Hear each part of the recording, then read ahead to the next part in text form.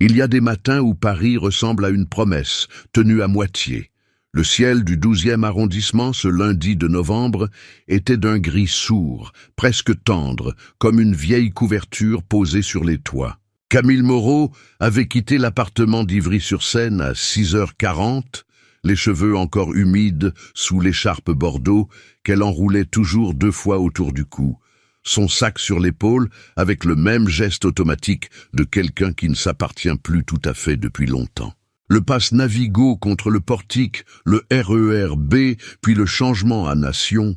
Ce trajet, elle l'avait fait des centaines de fois, et pourtant, chaque matin, elle regardait les gens dans le wagon avec la même attention discrète, comme si quelqu'un pouvait avoir besoin d'elle sans le savoir encore. Elle avait 28 ans, 9 ans de métier. Les mains de Camille Moreau n'étaient pas douces, comme on imagine les mains d'une soignante dans les films. Elles étaient fortes, un peu rêches au bout des doigts, avec une petite cicatrice à la base du pouce gauche qu'elle avait depuis l'âge de 16 ans, souvenir d'une fenêtre cassée dans le couloir du lycée. Des mains qui avaient retourné des corps, changé des pansements, tenu des mains mourantes, sans trembler. Des mains qui savaient faire les 2 choses à la fois, maintenir et lâcher.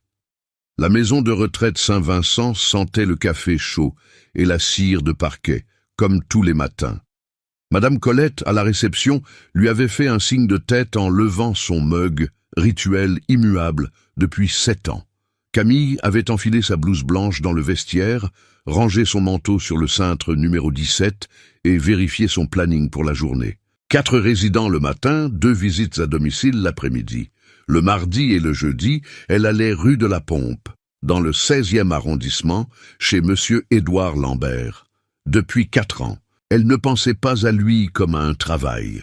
Elle n'aurait pas su expliquer pourquoi exactement, mais Édouard Lambert avait une façon de la regarder. Des yeux clairs, un peu tremblants maintenant, qui ressemblaient à de la gratitude sans humiliation. Beaucoup de personnes âgées avaient la gratitude pesante, celle qui écrase celui qui reçoit. Édouard avait la gratitude légère. Il disait « merci Camille », comme on dit « bonjour ». Comme si c'était naturel, comme si ça coulait de source que les choses méritaient d'être nommées. Ce matin-là, pourtant, Camille n'était pas encore rue de la Pompe. Elle était à Saint-Vincent, à changer le pansement de monsieur Armand, 82 ans, qui protestait doucement contre la pression du bandage, en murmurant que de son temps, on ne faisait pas tant d'histoire. « De votre temps, monsieur Armand, on mourait de septicémie à 50 ans. » avait-elle répondu sans lever les yeux, avec ce ton ferme et sans dureté qu'elle avait mis des années à trouver. Il avait ri, un petit rire de vieux content d'être contredit par quelqu'un qui ne le ménage pas. Le soir, elle rentrait à Ivry-sur-Seine. L'appartement de 38 mètres carrés qu'ils habitaient depuis que son père était parti, pas mort, juste parti, ce qui est parfois plus difficile à porter, sentait le café et la lessive.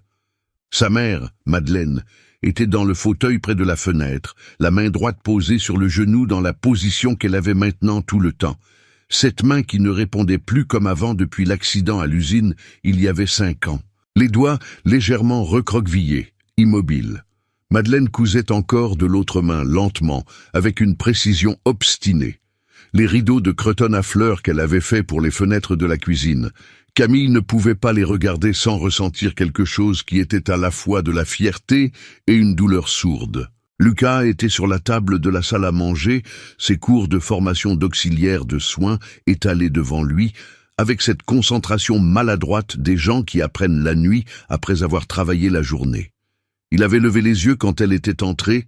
Il avait dit « Il y a des lentilles sur le feu », et c'était suffisant. C'était leur langue, courte, fonctionnelle, chargée de ce qu'on ne dit pas parce qu'on n'a pas besoin de le dire. Camille avait mangé debout, près du plan de travail, parce qu'il n'y avait pas vraiment de place pour 3 à table avec les cours de Lucas.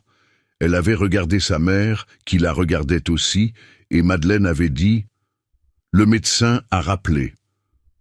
Ce n'était pas une question. Camille avait posé sa fourchette. Et alors ? Alors il dit que la liste d'attente pour le secteur public, c'est 18 mois minimum, et que le privé... Elle n'avait pas fini sa phrase. 47 000 €. Chirurgie, suivi, rééducation. La sécurité sociale couvrait une partie seulement. Le reste était un mur. Le Crédit Agricole avait dit non 3 semaines plus tôt. La Caisse d'épargne avait dit non le mois d'avant. La Banque postale avait dit non en juillet poliment avec un formulaire. Camille n'avait pas pleuré. Elle n'avait pas le temps de pleurer. Elle avait rentré les dossiers dans le classeur rouge, rangé le classeur sous son lit et continué à se lever à 6h40. C'est dans ce contexte précis, ce contexte d'efforts silencieux et de murs successifs, que la vie avait décidé d'introduire Raphaël Lambert. Elle ne le connaissait pas vraiment. Elle connaissait sa voix, parfois, au bout du couloir chez Édouard, une voix grave, peu de mots, des oui et des non qui semblaient coûter quelque chose. Elle connaissait sa silhouette de dos 1 ou 2 fois dans l'encadrement d'une porte, grand, tenu droit, avec l'effort de quelqu'un qui a appris à compenser l'absence d'un sens par la précision des autres. Elle savait qu'il était aveugle. Édouard le lui avait dit avec une tristesse douce. « Mon fils voit des ombres, c'est tout. Ça a commencé à ses 36 ans et maintenant c'est presque tout parti. » Et elle savait qu'il dirigeait une entreprise de construction de 380 millions d'euros de chiffre d'affaires avec 600 employés, ce qui lui semblait appartenir à un monde aussi réel que les planètes lointaines, existant, certainement, mais pas dans son ciel à elle. Édouard Lambert était mort un mardi matin de février à 4h moins 10, dans son lit rue de la Pompe. Mort naturelle, à 84 ans, en dormant. La mort que tout le monde souhaite aux autres et que presque personne n'a. Camille avait appris la nouvelle par un message de l'assistante de M. Lambert fils, sobre et professionnel, qui la remerciait de ses services et précisait qu'un chèque de solde lui serait envoyé dans les 15 jours. Elle avait lu le message 2 fois, assise dans le vestiaire de Saint-Vincent, et elle avait senti quelque chose se déposer dans la poitrine, pas comme une douleur aiguë, mais comme un poids lent. Le genre de tristesse qu'on ne nomme pas, parce qu'on n'a pas le statut pour la nommer. Elle n'était pas de la famille, elle était la soignante. Et pourtant, Édouard lui avait dit, la dernière fois qu'elle était venue, en lui tenant le poignet de sa main veinée, « Vous savez, Camille, vous m'avez donné plus de dignité ces 4 dernières années que n'importe qui d'autre. » Elle avait cru que c'était la gentillesse des vieux qui savent qu'ils partent. Elle n'avait pas compris que c'était une déclaration d'intention. Le notaire l'avait appelée 3 semaines après l'enterrement. Un cabinet rue du Faubourg Saint-Honoré, 2e étage, moquette Bordeaux, odeur de papier ancien. Maître Fontaine, 60 ans, lunettes ovales, voix de quelqu'un habitué à annoncer des choses qui changent des vies, lui avait demandé de s'asseoir avant de parler. Ce détail l'avait alerté. On ne demande pas à quelqu'un de s'asseoir pour une bonne nouvelle ordinaire. « Mademoiselle Moreau, Monsieur Édouard Lambert vous a légué 30% des parts de Lambert Construction. » Camille avait regardé le notaire comme si les mots avaient été prononcés dans une langue qu'elle comprenait un mot sur 2. Maître Fontaine avait continué, avec la précision méthodique des gens qui ont appris à ne pas laisser l'émotion des autres les déstabiliser. Il a rédigé une clause explicative jointe au testament, que je vous lis. À Camille Moreau, qui m'a soigné avec compétence et avec une humanité que je n'ai pas trouvée ailleurs. Ce legs n'est pas de la charité. C'est une reconnaissance formelle d'un travail qui méritait d'être reconnu autrement que par un salaire horaire. Elle n'avait pas pleuré chez le notaire. Elle avait attendu d'être dans le RER, entre Aubert et Nation, les yeux fixés sur la fenêtre noire du tunnel, pour laisser les larmes venir. Silencieuse, sans chercher à les essuyer, les mains à plat sur les cuisses, comme quelqu'un qui reçoit une pluie et décide de ne pas courir. La famille Lambert, elle, n'avait pas pleuré. Elle avait commencé à préparer des arguments. Julien Lambert était le cousin de Raphaël. 46 ans, filiale de Lyon, costume bleu marine, le genre d'homme qui utilise le mot « élégant » pour décrire des stratégies. Claire gérait Marseille avec davantage de discrétion mais pas moins d'intérêt. Quand le notaire leur avait communiqué les termes du testament, il y avait eu d'abord un silence, puis des coups de téléphone, puis une réunion dans les bureaux de Lambert Construction boulevard Haussmann, dont Camille n'avait évidemment pas été informée. L'avocat de la famille, Maître Deschamps, spécialiste en droit des successions, avait été direct dans son évaluation. Contester le testament était techniquement possible, mais stratégiquement risqué. Édouard Lambert avait pris soin de rédiger les clauses avec une précision qui rendait la contestation difficile. Et surtout, il y avait eu une pause dans le compte-rendu que Julien avait reçu. Surtout, une procédure judiciaire exposée mettrait à nu certaines irrégularités comptables dans les transferts interfiliales des 3 dernières années. Des montants que personne ne souhaitait voir paraître dans la presse économique. Julien avait réfléchi 2 jours, puis il avait appelé Raphaël. « J'ai une solution élégante », avait-il dit. Raphaël avait répondu « Je t'écoute ».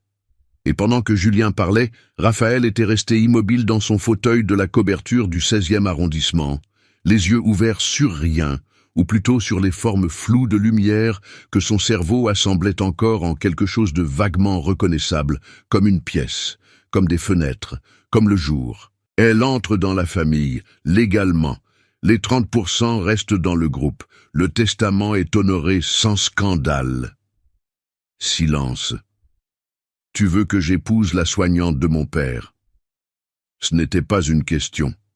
Je veux que tu protèges l'entreprise que ton père a construite en 50 ans. Autre silence, plus long. Non, avait dit Raphaël. Et Julien avait dit doucement, avec la tranquillité des gens qui ont préparé leur argument d'avance, le rapport d'expertise sur l'accident de Claire, l'accident de ta femme. Il y a des éléments qui n'ont jamais été rendus publics, des analyses de frein, un témoin qui n'a jamais été entendu officiellement. Je ne dis pas que je vais en faire quelque chose. Je dis que ces éléments existent. La pièce avait basculé, pas physiquement. Raphaël ne se permettait pas ce genre d'effondrement. Mais quelque chose à l'intérieur avait basculé, lentement, comme un livre qu'on pose sur le rebord et qui tombe quand le vent passe. Il avait dit « Laisse-moi le temps de réfléchir » d'une voix parfaitement plate, et Julien avait dit « Bien sûr » d'une voix parfaitement chaleureuse. C'était ainsi que fonctionnaient certaines violences, poliment. Camille, de son côté, avait reçu l'appel de Maître Fontaine, intermédiaire choisi par Raphaël, qui n'appelait pas lui-même, ce qu'elle avait noté sans savoir encore comment l'interpréter. La proposition était formulée avec précision juridique. Union civile, contrat de mariage, séparation de biens avec clause spécifique sur les parts, accès immédiat au capital nécessaire pour les soins de sa mère, gestion conjointe des 30%. Durée minimale, 2 ans. Vous avez le temps de réfléchir, avait dit Maître Fontaine. Combien de temps? Avait demandé Camille. 1 semaine. Elle avait raccroché et regardé sa mère qui tricotait de sa main gauche dans le fauteuil. Ce soir-là, elle n'avait pas dormi avant 2 heures du matin. Elle avait fixé le plafond de sa chambre, le même plafond depuis 10 ans avec cette petite fissure en forme de branche d'arbre près du coin droit. Et elle avait pensé à Édouard, à sa façon de dire merci, à la façon dont il lui avait tenu le poignet. Elle avait pensé aux 47 000 € et au classeur rouge sous son lit. Elle avait pensé à Lucas qui apprenait à poser des perfusions la nuit pour ne pas être un poids. Elle avait pensé à la main droite de sa mère, immobile sur le genou. Pas une vente, s'était-elle dit, une négociation. Ce n'est pas pareil. Le lendemain, elle avait rappelé Maître Fontaine et dit oui. Le mariage eut lieu un jeudi de juin, dans la matinée. Pas en juin comme les mariages de comte, pas avec des roses blanches sur les grilles, pas avec des robes longues et des discours qui font pleurer les grands-mères. Juin froid, ciel de porcelaine grise, un vent du nord qui remontait l'avenue de Friedland et faisait claquer les drapeaux au-dessus de la mairie du 8e arrondissement. La cérémonie était fixée à 10 heures. Camille était arrivée à 9h45 avec Lucas qui poussait le fauteuil roulant de Madeleine sur le trottoir en pavés inégaux, les bras tendus pour amortir les vibrations, et sa mère qui regardait la façade de la mairie avec l'expression de quelqu'un qui essaie de comprendre comment sa vie en est arrivée là sans pouvoir en vouloir à personne en particulier. La robe de Camille était bleu marine, achetée 15 jours plus tôt dans une boutique du quartier Barbès pour 180 €, cintrée en haut, légèrement évasée en bas. sobre comme une décision prise les yeux ouverts. Elle avait hésité entre deux modèles pendant 10 minutes sous le regard patient de la vendeuse, une femme d'une 50aine d'années qui n'avait pas posé de questions. Elle avait choisi le bleu parce que c'était sa couleur depuis toujours, pas pour plaire, pas pour l'occasion, mais parce qu'elle avait décidé que si elle devait traverser cette journée, elle le ferait en étant elle-même jusqu'au bout. Raphaël était déjà là quand ils étaient arrivés, debout près de l'entrée principale avec son assistant, Thomas, à 30 centimètres de son épaule gauche, la distance exacte que Raphaël avait établie dès le premier mois après la perte de vision, assez proche pour intervenir, assez loin pour ne pas signifier de l'aide. Il portait un costume gris anthracite, chemise blanche, pas de cravate. Camille l'avait observé une seconde avant qu'il la sente arriver.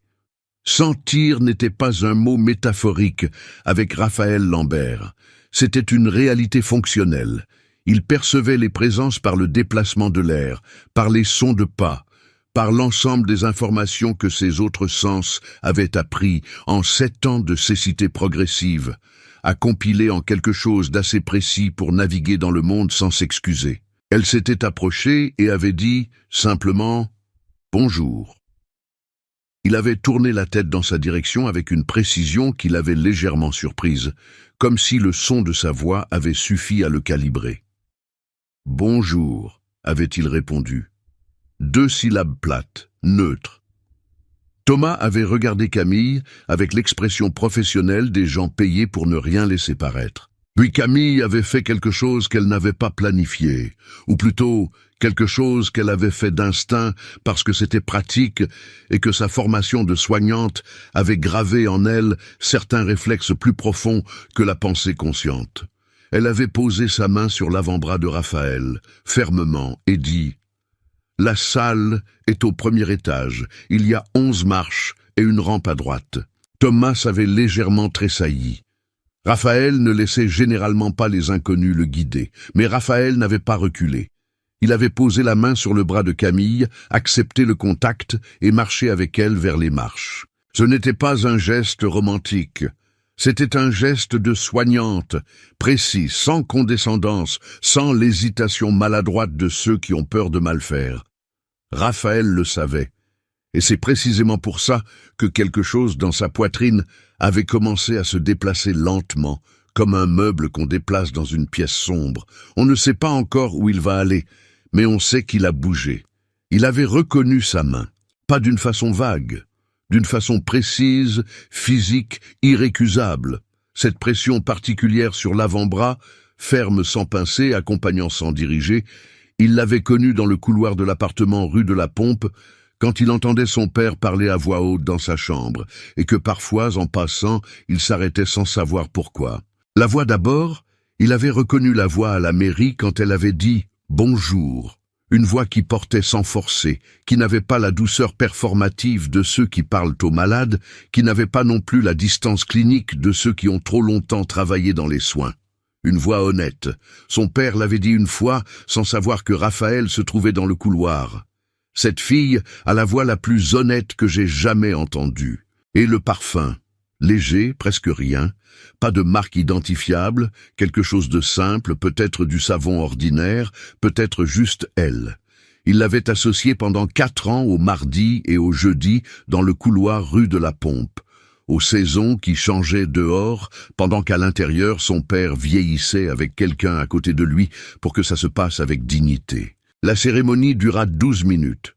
L'officier d'état civil, un homme d'une 60aine d'années à lunettes demi-lune, avait lu les articles du Code civil avec le rythme mesuré de quelqu'un qui a fait ça des milliers de fois et qui n'a pas perdu l'habitude de le faire correctement quand même. Julien et Claire étaient assis au fond de la salle, côté Lambert. Madeleine était en fauteuil, Lucas debout derrière elle, la main sur le dossier. Personne ne parlait. La lumière entrait par les hautes fenêtres en arc de cercle avec cette qualité particulière des bâtiments haussmanniens, dorés même quand le ciel est gris. Quand l'officier avait demandé à Camille de répéter sa formule d'engagement, elle avait dit « oui » d'une voix parfaitement stable. Pas de tremblement, pas de larmes, pas de sourire, juste « oui ». comme quelqu'un qui signe un document important après l'avoir lu 2 fois. Raphaël avait dit oui de la même façon. Il s'était regardé, façon de parler pour lui, il avait tourné son visage dans sa direction, et pendant 2 secondes, il n'y avait eu aucun bruit dans la salle, même le vent dehors semblait s'être interrompu. Lucas avait pris une photo avec son téléphone. Madeleine avait les yeux brillants mais ne pleurait pas. La voiture de Raphaël, une berline noire conduite par un chauffeur, Simon, qui connaissait le rythme exact des silences de son patron, les avait déposés d'abord à Ivry-sur-Seine, où Camille avait laissé Lucas avec Madeleine. Sa mère l'avait prise par le bras de sa main gauche et l'avait gardée 1 seconde sans rien dire. Puis elle avait dit « Téléphone quand tu es arrivé ». C'était tout. C'était suffisant. L'appartement du 16e arrondissement était au dernier étage d'un immeuble pierre de taille, avenue Henri Martin. 400 mètres carrés en duplex, terrasse sur les toits, vue sur le bois de Boulogne. Camille connaissait l'adresse depuis 4 ans, mais n'y était jamais entrée. Elle était restée dans la partie de l'appartement qui était le domaine d'Édouard. Chambre, salle de bain, couloir, terrasse basse. Le reste, les grandes pièces de réception, la salle à manger formelle, le bureau de Raphaël avec ses 2 écrans reliés à un système de lecture audio, la bibliothèque dont tous les livres avaient maintenant leur correspondant audio, tout ça lui était inconnu. Thomas lui avait fait visiter avec une efficacité courtoise. Cuisine ici, buanderie là, votre chambre au bout du couloir de droite. Il avait dit « votre chambre », sans hésiter, comme si c'était évident, comme si un étage de séparation allait de soi. La chambre en question donnait sur la terrasse et mesurait probablement plus que l'appartement entier d'Ivry-sur-Seine.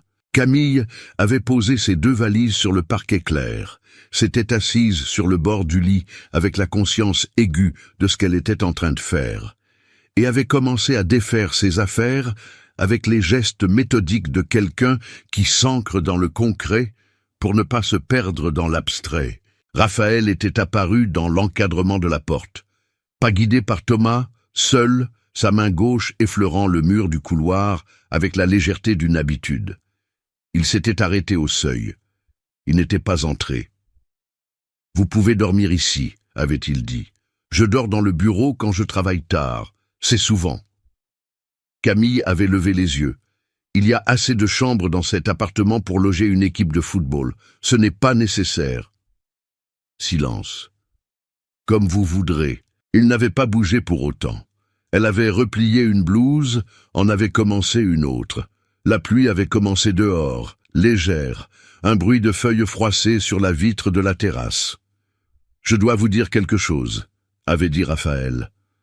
Sa voix avait un ton différent, pas le ton professionnel, pas le ton plat des échanges via notaire interposé. Quelque chose de plus lent, plus choisi.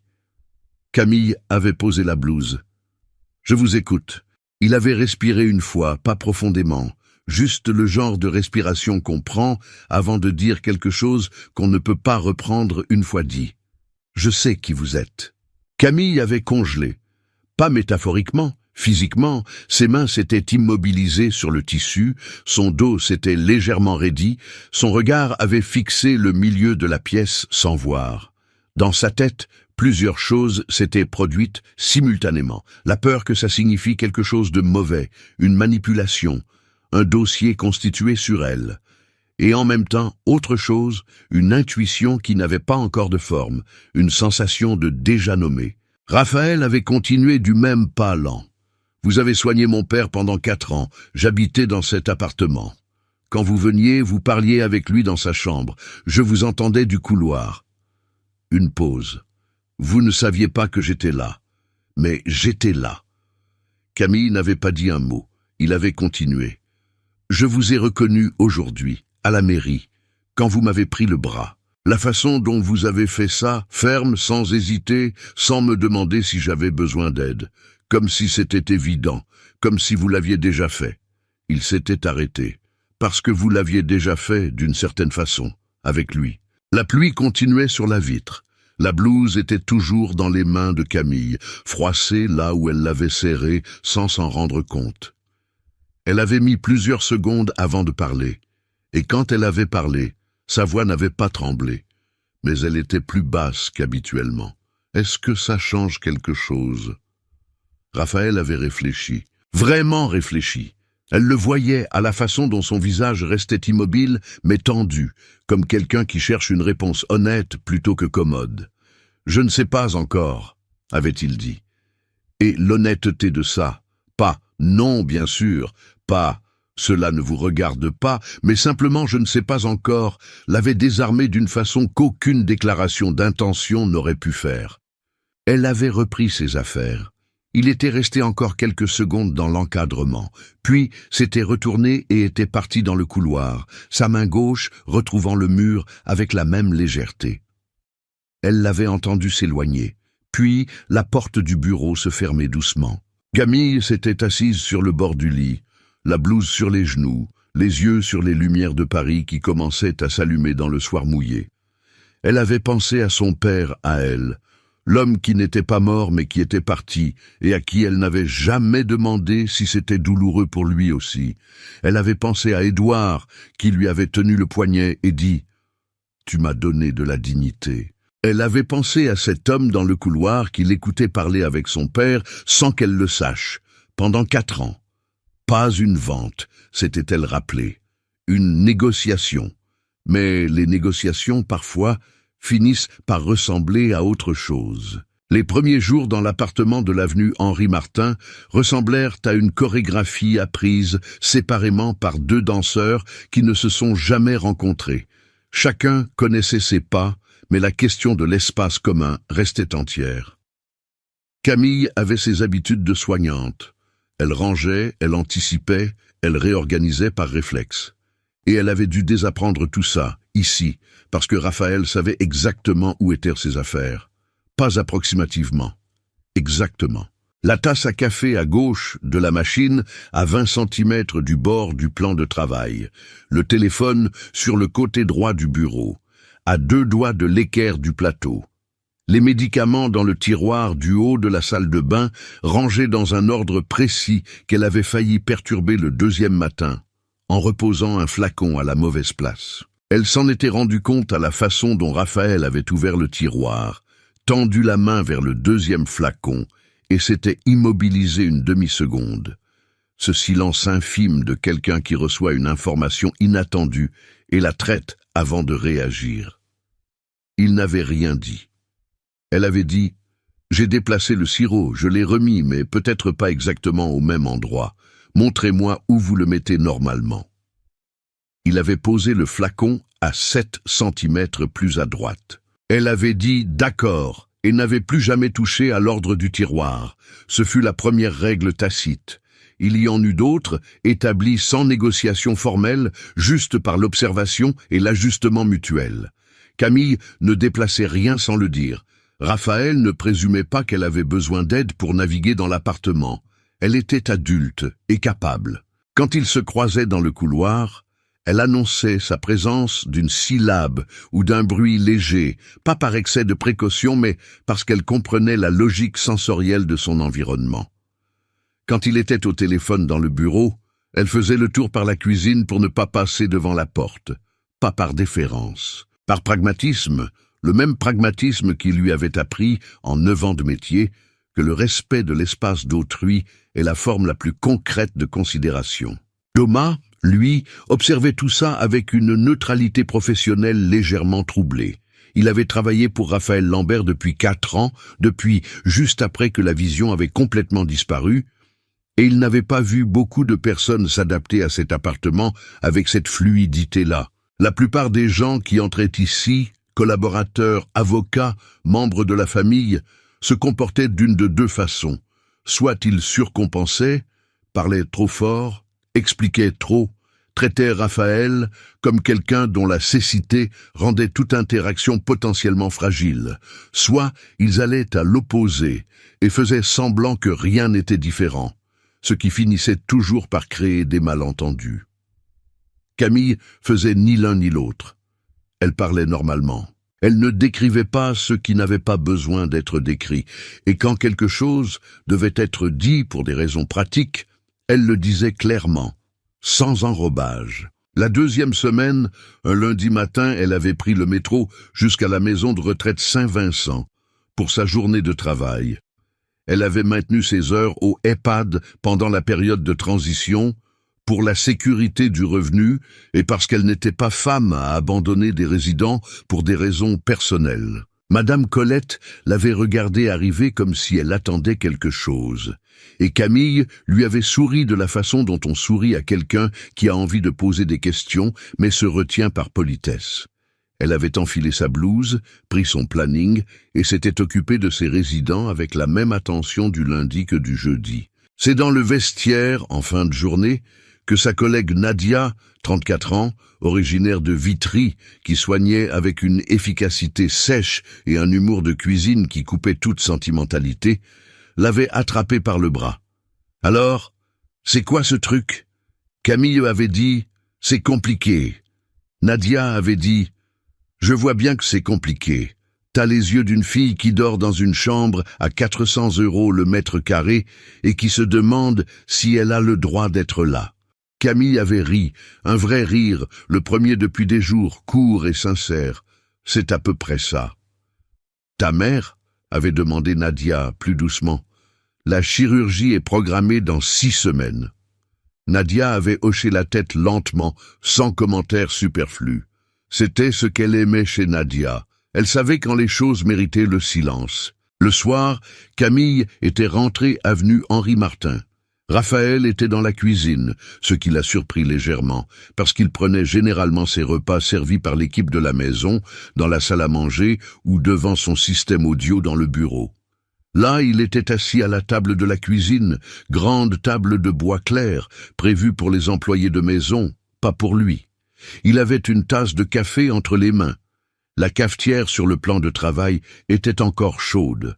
Camille avait posé son sac, retiré son manteau. « Vous avez mangé ?» avait-elle demandé. « Non. » Elle avait regardé le réfrigérateur, l'avait ouvert. Il était rempli de façon ordonnée. Les livraisons de Terroir d'Avenir, le traiteur que Thomas commandait 2 fois par semaine. Des plats prêts, des légumes conditionnés, des fromages sous papier sulfurisé. Elle avait cherché ce dont elle avait besoin et l'avait trouvé. Des lentilles vertes du puits, des pommes de terre, des œufs. Elle avait mis de l'eau à bouillir. Raphaël n'avait rien dit pendant qu'elle cuisinait. Pas « vous n'êtes pas obligé », ni « il y a des plats préparés ». Il était resté assis, sa tasse entre les mains, et Camille avait eu la sensation étrange et précise d'être dans une cuisine familière. Pas la sienne, pas son appartement d'Ivry-sur-Seine, mais un espace où le silence avait la même qualité que le silence de chez elle. Pas inconfortable, pas forcé, juste la présence tranquille de 2 personnes qui n'ont pas besoin de remplir l'air pour se prouver qu'elles s'entendent bien. L'odeur des lentilles qui cuisaient avait progressivement changé la qualité de la pièce.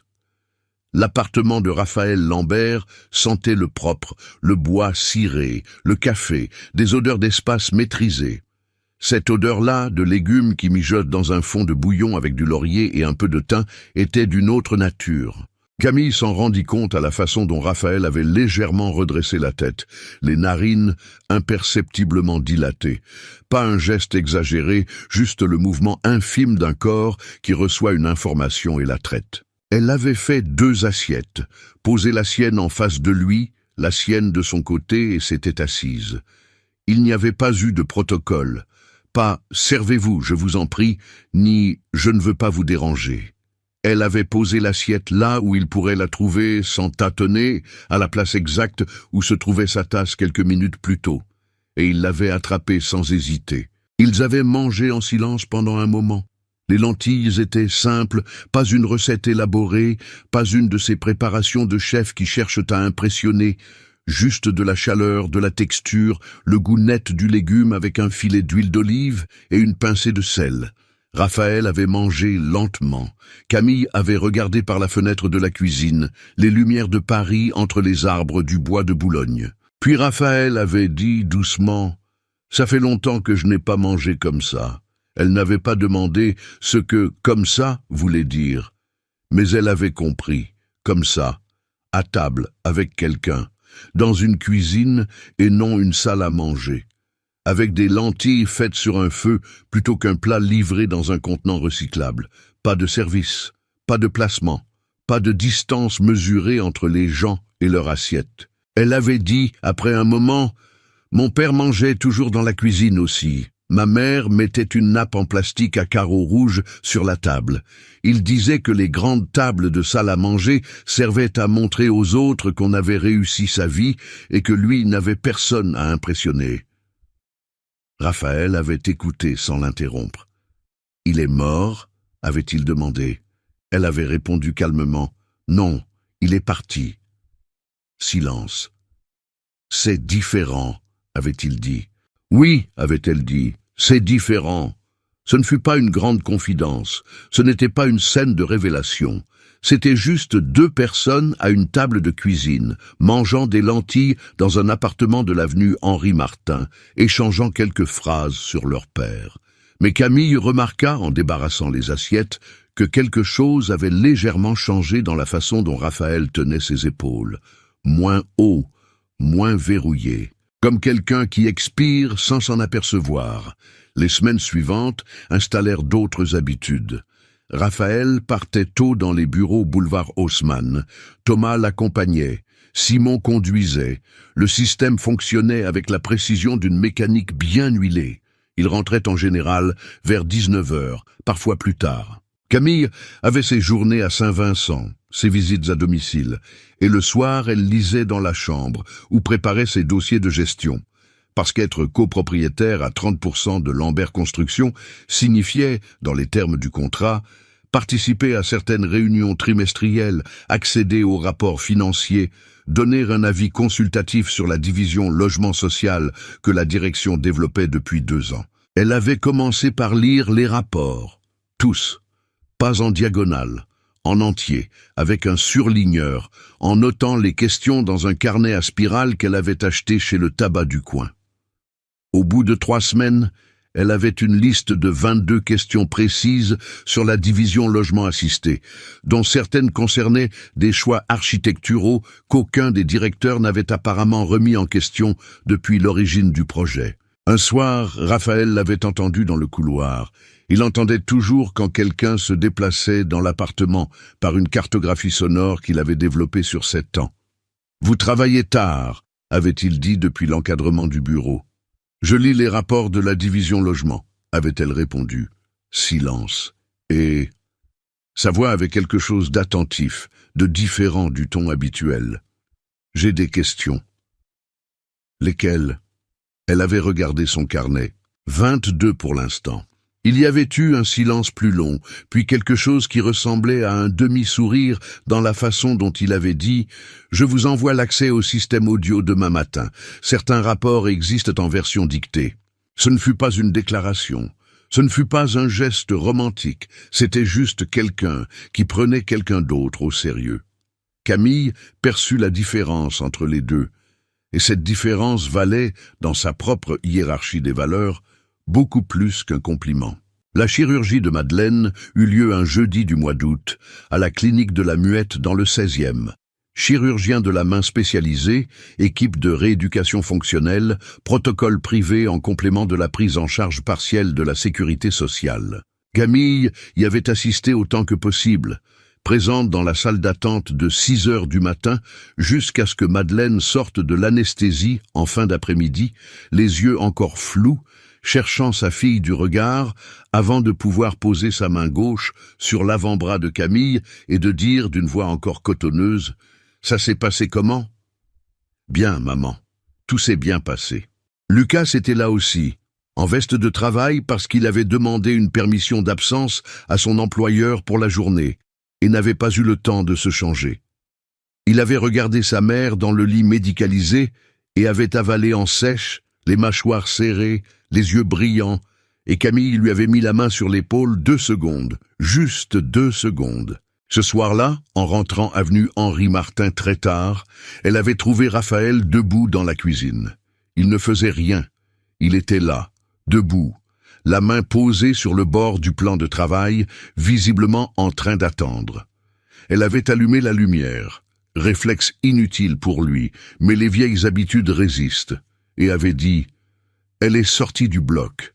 Ça s'est bien passé. » Raphaël avait hoché la tête lentement. « Je sais. Thomas m'a dit que vous étiez à la clinique depuis ce matin. » Elle ne répondit rien pendant un moment.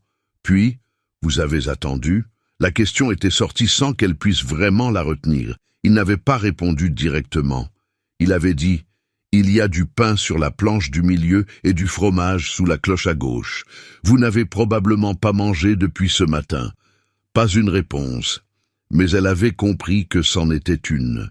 Elle s'était assise, avait mangé du pain et du fromage debout, puis assise, dans le silence de la cuisine de minuit. Et Raphaël était resté là encore un peu, sa main sur le bord du plan de travail, sans dire grand-chose. Dehors, Paris continuait sa vie nocturne, sirène lointaine, un rire dans la rue, le souffle du vent entre les arbres de l'avenue. Camille avait pensé à la main de sa mère, bandée proprement sur le drap blanc de la clinique. Elle avait pensé à Édouard, qui lui tenait le poignet. Elle avait pensé à cet homme debout dans sa cuisine à minuit, parce qu'il attendait des nouvelles de quelqu'un qu'il n'avait jamais rencontré. Et elle avait senti, pour la première fois depuis longtemps, quelque chose qui ressemblait à de la gratitude, sans qu'elle sache encore exactement à qui ou à quoi l'adresser. Pas une vente, pas une négociation non plus. Quelque chose d'autre, encore sans nom. Ce fut une phrase anodine qui ouvrit tout.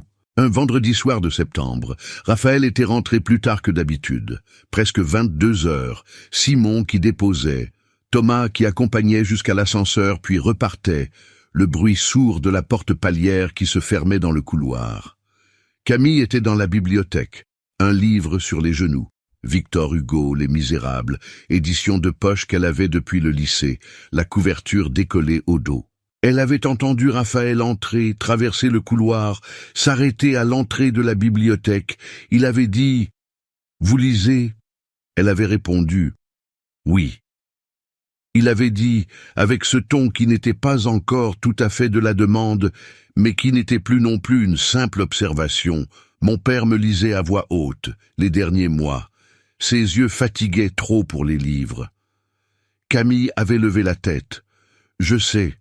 Je lui lisais aussi, parfois, le mardi après-midi quand il était fatigué. » Le silence qui suivit fut de la qualité particulière des silences qui contiennent quelque chose de nouveau. Raphaël avait continué à se tenir dans l'encadrement, sans entrer, sa main gauche effleurant le montant de la porte. Camille avait dit naturellement, sans chercher à faire de ça quelque chose qu'il refuserait, « Je peux lire à voix haute, si vous voulez. » Il n'avait pas répondu immédiatement. Puis, « Où en êtes-vous » ? Au livre 2. Fantine vient d'arriver à Paris. Il était entré dans la bibliothèque, avait trouvé le fauteuil de cuir brun à l'aveugle, sa main qui glissait sur l'accoudoir, comme une confirmation, et s'était assis. Il avait posé les mains à plat sur ses genoux. « Continuez depuis où vous êtes. » Ce fut ainsi que commença le rituel du vendredi soir. Pas tous les soirs. Certains soirs, Raphaël travaillait encore tard dans son bureau. D'autres soirs, Camille était trop fatiguée après ses journées à Saint-Vincent. Mais le vendredi, presque systématiquement, il se retrouvait dans la bibliothèque. Elle lisait, il écoutait. La lampe sur pied projetait un cercle jaune sur les pages et sur ses mains. Et dehors, Paris se refroidissait progressivement à mesure que septembre devenait octobre. Raphaël écoutait d'une façon particulière. Il ne bougeait pas, pas d'agitation, pas de changement de position toutes les 10 minutes. Il restait immobile dans le fauteuil, les mains à plat ou croisées, le visage légèrement tourné vers la voix, comme quelqu'un qui suit une direction. Parfois, il posait une question sur le texte. Pas une question de compréhension, mais une vraie question de lecteur. Est-ce que Hugo décrit vraiment la rue ou est-ce qu'il reconstruit quelque chose qui n'a jamais existé comme ça ? Camille répondait, et parfois il parlait 5 minutes avant qu'elle reprenne la lecture, et parfois ces 5 minutes devenaient une demi-heure de conversation qui n'avait plus rien à voir avec le livre. C'est dans une de ces demi-heures qu'il parla de son père, vraiment, pas par allusion. C'était un vendredi d'octobre, la pluie contre les fenêtres de la bibliothèque. Camille avait posé le livre ouvert sur ses genoux et Raphaël avait dit, dans le ton mi-voix des fins de soirée, « Mon père était un homme difficile quand j'étais enfant. Vous le saviez ?» Elle avait répondu doucement, « Il m'a dit une fois qu'il avait été sévère avec ses enfants et que c'était le seul regret qu'il avait. » Raphaël avait hoché la tête lentement. Il avait une façon de corriger sans jamais dire qu'on avait bien fait. Comme si le bienfait était une norme, pas un accomplissement. Pause. Je lui ressemble plus que je ne le voudrais là-dessus. Camille n'avait rien dit pendant un moment, puis « Vous avez pas d'enfant ». Ce n'était pas une question. C'était une observation qui contenait une autre question que Raphaël avait entendue. Non, Claire, ma femme, on en parlait. On avait décidé d'attendre encore 1 an. Silence. L'accident a eu lieu 8 mois après. La pluie sur les vitres, une sirène lointaine. Camille avait attendu, parce qu'elle savait, de tout son métier de soignante, que certaines choses ne peuvent être dites qu'à leur rythme propre, et que l'interrompre équivaut à les perdre. Raphaël avait continué, d'une voix qui n'avait pas changé de volume, mais qui avait changé de densité, plus lourde, plus serrée. C'était sur l'A6, en direction de Lyon. Il pleuvait, je conduisais encore. Ma vision avait commencé à baisser, mais je ne le savais pas encore officiellement. J'attendais les résultats des examens. Je savais que quelque chose n'allait pas, mais je conduisais encore. Une pause si longue qu'on aurait pu croire qu'il avait fini. Le camion en face a débordé de sa voie. Je l'ai vu trop tard. Ou peut-être que je l'aurais vu à temps si... Il n'avait pas terminé la phrase. Il n'en avait pas besoin. Camille avait regardé ses mains à elle, posées sur les pages ouvertes du livre. Elle avait pensé à ce qu'elle aurait dit dans une autre vie, dans un autre contexte. Les phrases réflexes du soin « Vous ne pouviez pas savoir. Ce n'était pas votre faute. Le destin. » Elle avait choisi de ne pas dire ces choses. Elle avait dit, d'une voix posée et directe, « Vous avez porté ça seul depuis 6 ans. » Raphaël n'avait pas répondu tout de suite. Quand il l'avait fait, sa voix avait eu quelque chose de différent, pas brisé, pas effondré, mais quelque chose de ramolli dans la résistance, comme de l'argile qui cède sous la pression exacte. Oui, un seul mot. Puis, comme si ça lui coûtait d'ajouter quoi que ce soit, oui. Camille avait dit « C'est trop lourd pour une seule paire d'épaules. » Toujours pas « Ce n'était pas votre faute. » Juste ça, la reconnaissance du poids, pas l'absolution. Et c'est précisément pour ça que Raphaël Lambert, 43 ans, PDG de Lambert Construction, homme qui n'avait pas pleuré depuis l'enterrement de sa femme 6 ans plus tôt, parce que pleurer lui semblait une forme d'abandon de poste, avait fermé les yeux et laissé quelque chose se défaire dans la poitrine, doucement, pas en sanglots, pas en spectacle. Juste quelques secondes, les yeux fermés, et la mâchoire moins serrée qu'elle ne l'avait été depuis longtemps. Et les larmes qui étaient venues sans permission, discrètes, dans le silence de la bibliothèque, un vendredi soir de pluie. Camille n'avait pas bougé. Elle n'avait pas traversé la pièce pour lui toucher l'épaule, pas posé sa main, pas dit « ça va ». Elle était restée là, le livre sur les genoux, et avait laissé le silence avoir la place qu'il méritait. C'était ça, le soin. Pas toujours le contact, pas toujours la parole. Parfois, juste la présence sans intervention. Il avait mis quelques minutes à se recomposer, et quand il avait rouvert les yeux, ses yeux qui ne voyaient presque plus rien, mais qui avaient une façon d'être orientés vers les choses qui donnaient l'impression d'une attention totale, il avait dit « très bas, merci ». Pas merci pour avoir écouté, pas merci d'être là, juste merci, mot seul, qui contenait tout ce qu'il ne savait pas dire autrement. Elle avait repris le livre. Elle avait relu depuis le début du paragraphe où elle s'était arrêtée. Sa voix n'avait pas changé. Ce fut dans les jours qui suivirent que Julien Lambert décida de forcer la main. Il avait appelé Raphaël un mardi matin pour lui annoncer qu'il avait convoqué une réunion du conseil restreint des actionnaires, lui, Claire, les 2 directeurs financiers de Paris et de Lyon, et le directeur général adjoint, M. Ferrand. La réunion était fixée au jeudi suivant, boulevard Haussmann. Raphaël avait dit qu'il serait présent. Ce que Julien n'avait pas mentionné, ce qu'il avait soigneusement omis, c'est qu'il avait envoyé la convocation à Camille séparément, en son nom de copropriétaire, en précisant que sa présence était requise le même jour mais à 9 heures, 1 heure avant Raphaël qui arrivait à 10 heures. Ce découpage n'était pas accidentel. Camille avait reçu la convocation par courriel, lue sur son téléphone dans les vestiaires de Saint-Vincent, et elle avait compris immédiatement la logique. L'affronter seule, sans Raphaël, dans une salle remplie de gens qui lui étaient acquis. Elle avait fermé le courriel, avait fini sa journée, et le soir avenu, Henri Martin, elle n'en avait pas parlé à Raphaël. Pas par secret, mais parce qu'elle voulait d'abord savoir si elle était capable de gérer ça elle-même. Pas pour lui prouver quelque chose, pour se prouver à elle. Le jeudi matin, elle s'était levée à 6h30, avait bu son café dans la cuisine silencieuse et avait pris son sac à dos dans lequel elle avait rangé un dossier. 4 ans de rapports de soins qu'elle avait écrits sur Édouard Lambert.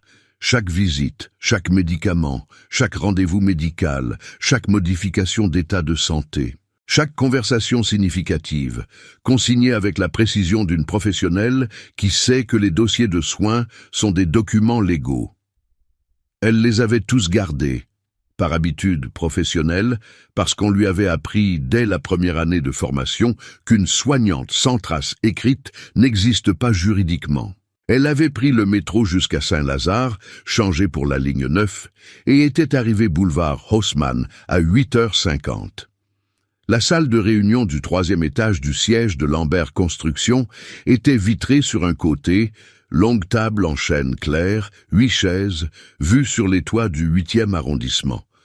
Julien était déjà là, debout près du tableau blanc, dans son costume bleu marine habituel. Claire était assise en bout de table, les mains croisées. Monsieur Ferrand, 60 ans, directeur général adjoint depuis 20 ans, qui connaissait l'entreprise mieux que quiconque, l'avait regardé entrer avec une expression neutre qui contenait, Camille le sentit, quelque chose de pas entièrement hostile. Elle n'avait pas de costume. Elle avait un pantalon gris, un chemisier blanc, ses chaussures de semaine. Elle avait posé son sac sur la table, sorti le dossier, et s'était assise face à Julien sans attendre qu'on l'y invite. « Je suppose que vous voulez parler du testament et de la légitimité de ma présence dans cette entreprise » avait-elle dit, directement, avec le ton de quelqu'un qui préfère nommer les choses à voix haute plutôt que de les laisser rôder dans la pièce sous forme d'insinuation. Julien avait souri, le sourire de quelqu'un qui pense que la partie va être rapide. Nous avons certaines questions sur la nature de votre relation avec Édouard Lambert et sur les circonstances qui ont entouré la rédaction de ce testament. Camille avait ouvert le dossier. Elle n'avait pas élevé la voix. Elle avait parlé avec la même fluidité tranquille qu'elle utilisait pour expliquer un protocole de soins à une famille anxieuse, claire, précise, sans effet. Monsieur Édouard Lambert m'a confié ses soins quotidiens pendant 4 ans et 2 mois. Voici les rapports que j'ai rédigés à chaque visite. 192 rapports au total. Chaque médicament administré, chaque modification du traitement validé par le médecin traitant, dont voici les coordonnées. Chaque état de santé consigné le jour même. Chaque visite au spécialiste accompagnée ou coordonnée par mes soins. Et ici, elle avait posé une feuille séparée. Les 3 lettres que M. Lambert a adressées à la direction de la maison de retraite Saint-Vincent pour recommander formellement mes services. La dernière est datée de 4 mois avant son décès. Elle avait posé les mains à plat sur la table. Le notaire dispose de l'intégralité de ces documents. M. Lambert savait exactement ce qu'il faisait quand il a rédigé ce testament. La question n'est pas de savoir si ce legs est légitime. Il l'est. La question est de savoir ce que vous souhaitez faire avec ça. Le silence qui avait suivi dans la salle de réunion avait une texture particulière, celle des gens qui cherchent quelque chose à dire et qui réalisent que leur argument s'est démonté sous leurs yeux sans qu'ils puissent faire grand-chose. Julien avait regardé Claire, Claire avait regardé ses mains croisées, Monsieur Ferrand avait regardé le dossier posé sur la table et Camille avait eu l'impression, à son expression, qu'il était en train de réévaluer quelque chose. Julien avait dit, avec moins d'assurance, Il n'en reste pas moins que vous avez utilisé le capital issu du contrat de mariage pour financer une intervention chirurgicale personnelle, ce qui constitue l'utilisation exacte prévue par la clause 3 du contrat de mariage, avait dit Camille, que vous pouvez relire si vous voulez. Le terme est « besoins médicaux immédiats d'un membre direct de la famille ». Ma mère est membre direct de ma famille. La chirurgie était médicalement nécessaire. Maître Fontaine a validé la conformité de l'usage avant le virement. Julien s'était tu. Ce fut à ce moment précis que la porte de la salle de réunion s'était ouverte. Raphaël était entré.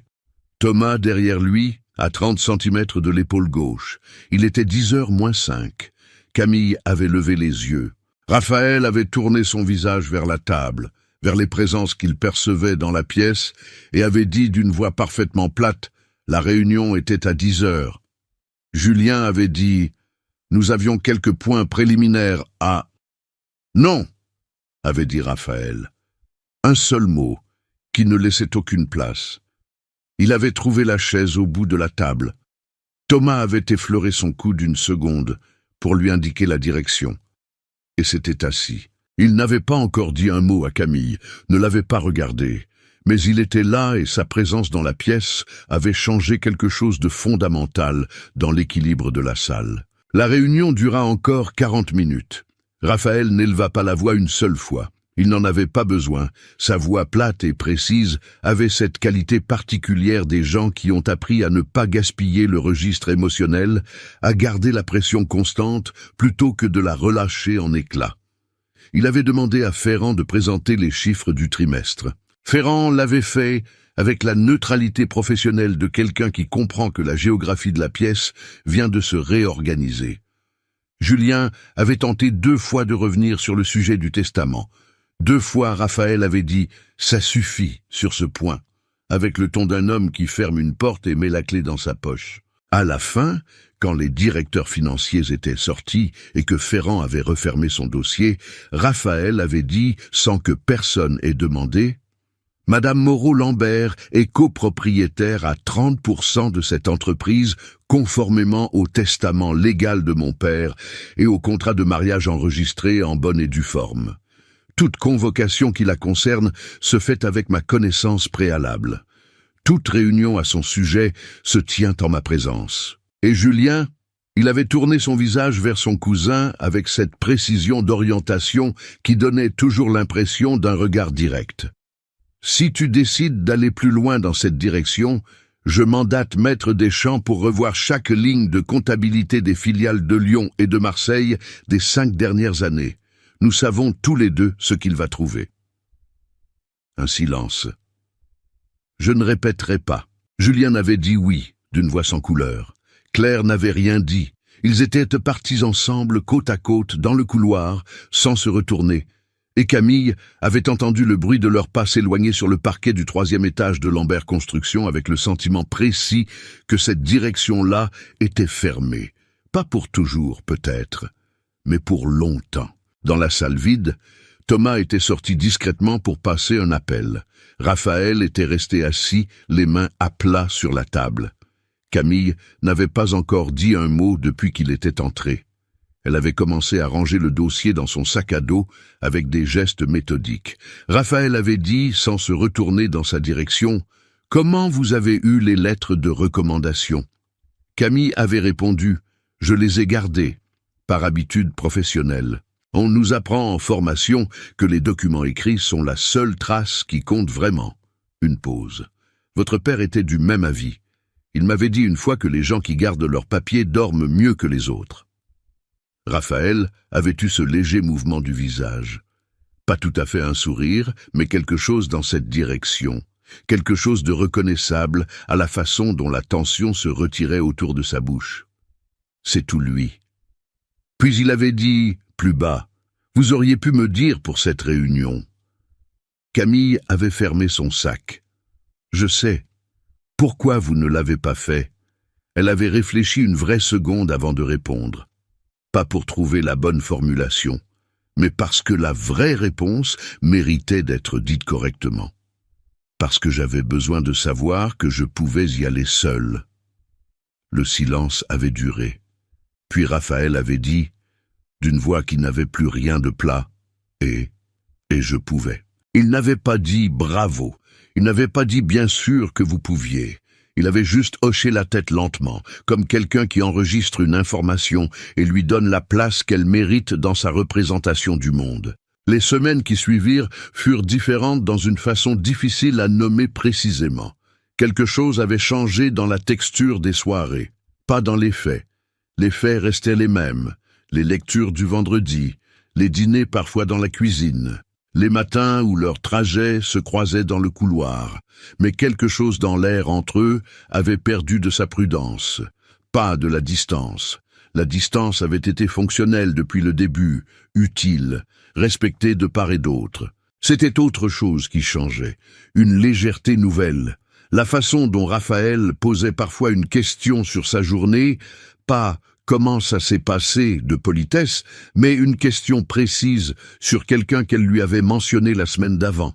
Monsieur Armand qui résistait au pansement, ou Nadia qui avait demandé une mutation et finalement renoncé. Il se souvenait des détails. Camille le remarqua la 3e ou 4e fois et ne sut pas quoi en faire, sinon continuer à parler. De son côté, elle remarquait ses propres changements avec la même attention qu'elle portait aux modifications d'état de ses résidents, méthodique, sans complaisance. Elle avait commencé à regarder comment il naviguait dans l'appartement avec une curiosité différente de la curiosité professionnelle. Elle regardait comment sa main trouvait le bord des choses, pas cherchant, juste vérifiant, avec la même économie de geste que quelqu'un qui a cartographié un espace à force de confiance. Elle regardait comment il tournait son visage vers les sons, cette précision d'orientation qui au début l'avait étonnée, et maintenant lui semblait une langue, un langage de l'attention qu'elle avait mis du temps à apprendre à lire. Elle s'apercevait qu'elle rentrait parfois plus tôt que nécessaire, pour des raisons qu'elle ne cherchait pas à analyser. Pas de vente, pas même de négociation maintenant. Quelque chose d'autre, encore sans nom, mais avec du poids. Un soir de novembre, Raphaël lui avait demandé, sans préambule dans la cuisine après dîner, « Vous voulez continuer à travailler à Saint-Vincent » Camille avait levé les yeux. « Oui, pourquoi ?»« Parce que j'ai une proposition à vous faire. Une vraie, pas une proposition de façade. » Il avait posé les mains à plat sur la table. Ce geste qu'il avait quand il voulait parler sérieusement. Les mains à plat, le visage tourné légèrement vers le bas, concentré. La division logement assisté que nous développons, résidence pour personnes âgées à revenus modestes, maintien à domicile adapté, accompagnement social intégré. Nous avons des architectes, des juristes, des financiers. Nous n'avons personne qui sache ce que c'est que de soigner quelqu'un dans la réalité d'une chambre de 10 mètres carrés avec une fenêtre qui donne sur un couloir. Camille n'avait rien dit. Il avait continué. Vos 22 questions sur le rapport de la division, j'en ai fait passer 18 à Ferrand. Il n'a pas pu répondre à 7. Cela veut dire que 7 décisions architecturales majeures ont été prises sans la bonne information. Il avait levé le visage, tourné vers elle avec cette attention totale. « Je veux que vous dirigiez la division. Pas un rôle consultatif. Direction effective. Autonomie réelle. 12 000 € par mois. » Il avait ajouté « Et vous choisissez votre équipe. » Camille avait regardé ses mains à elle sur la table. Elle avait pensé à Nadia dans les vestiaires de Saint-Vincent, à ses mains sèches de soignante, à ces questions pratiques qui contenaient 20 ans de savoir que personne n'avait jamais formalisé. Elle avait pensé à Inès, l'autre collègue, qui gérait les familles difficiles avec une diplomatie naturelle que certains consultants en management à 10 000 € la journée n'avaient pas. « Je prends la proposition », avait-elle dit, « avec une condition. » Il avait attendu. « Je veux Nadia Benali et Inès Saadi dans l'équipe. Elles viennent de Saint-Vincent. Elles savent des choses qu'aucun consultant ne saura jamais. » Raphaël avait dit, sans hésiter, « D'accord. Pas je vais y réfléchir. Pas il faudra valider avec les RH. Juste d'accord, immédiat. Le genre de oui qui prouve que quelqu'un a vraiment écouté. » Camille en avait parlé à Lucas par téléphone le soir même, depuis sa chambre, à voix basse, même si l'appartement était grand et que personne ne pouvait entendre. Lucas avait dit, après un silence, 12 000 € par mois, Camille. Elle avait dit, je sais, c'est 6 fois ton salaire à Saint-Vincent. Je sais, Lucas. Un autre silence. Puis, t'es heureuse là-bas? La question l'avait arrêté net. Pas es-tu bien payé, pas est-ce que c'est confortable, pas est-ce que c'est sûr. Es-tu heureuse? Elle avait regardé le plafond de sa chambre, un plafond haut, mouluré, sans fissure en forme de branche d'arbre. Je ne sais pas encore, avait-elle répondu honnêtement. Mais quelque chose ressemble à ça. La crise vint un jeudi de décembre, et elle ne vint pas de Julien Lambert. Elle vint d'une photo publiée sur le site d'un magazine économique en ligne, Challenge, dans un article sur les nominations dans les grandes entreprises françaises. Photo prise lors d'un événement de la Fédération des professionnels de la construction 2 semaines plus tôt, à laquelle Camille avait assisté représentant Lambert Construction. Elle était en veste bleue, sérieuse, aux côtés de Ferrand et d'un directeur de Bouygues. La légende disait Camille Moreau-Lambert, directrice de la division logement assisté Lambert Construction, ancienne aide-soignante, épouse de Raphaël Lambert. Le mot « ancienne » avait quelque chose d'un couteau, pas une erreur, mais un cadrage. Et en dessous de l'article, dans les commentaires, quelqu'un avait écrit, avec 500 likes, « Cendrillon version 2025 ». Elle s'est bien débrouillée. Camille avait lu le commentaire dans le métro en rentrant le soir. Elle avait posé son téléphone sur ses genoux et regardé par la fenêtre noire du tunnel entre Trocadéro et Passy. Pas de vente, s'était-elle dit la première fois. Pas une négociation, s'était-elle dit la deuxième fois. Et maintenant, quelqu'un écrivait Cendrillon avec 500 approbations et elle ne savait plus exactement ce qu'elle dirait la troisième fois. Elle n'avait rien dit à Raphaël ce soir-là. Elle avait préparé à dîner, ils avaient mangé, elle avait répondu à ses questions sur sa journée avec les mots habituels.